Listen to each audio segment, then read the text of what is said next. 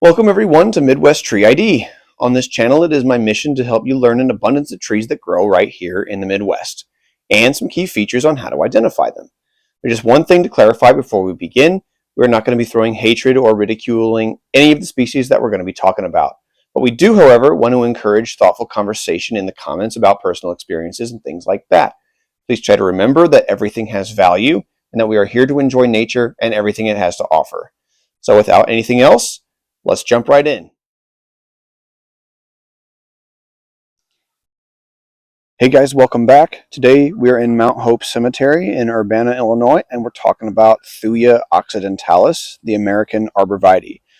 Now, the American Arborvitae is one of the most common species used in bringing about cultivars, but the true American Arborvitae, like the one behind me, is what we're going to be talking about today. Now, the American Arborvitaes are going to have these really short, flat leaf-like needles, and they're about a 1/12 of an inch long or so, and they're typically on these really brown colored stems here, these branches. And then the cones are also extremely small, very similar to what we saw on the Canadian hemlock, but these are even smaller.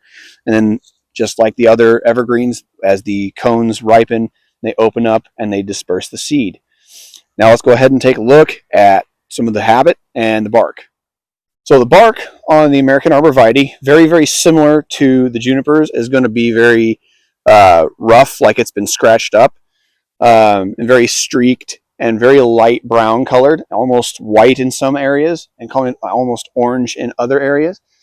And it pretty much persists that way all throughout the whole tree, including into the branches. Now, as you can see on some of these older specimens here in the cemetery, they can get to be about 60 feet or so in height, with a spread of 15 to 20 feet at the base.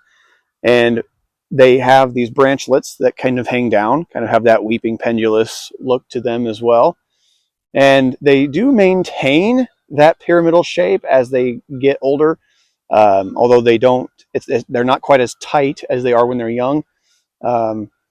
But they can be certainly a very nice, almost picturesque tree for a landscape, and it can be extensively used in hedgerows and areas like that.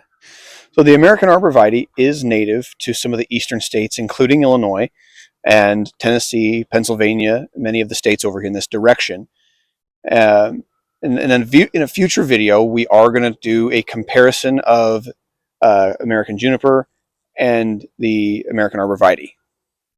And that's going to pretty much wrap it up for the American Arborvitae today.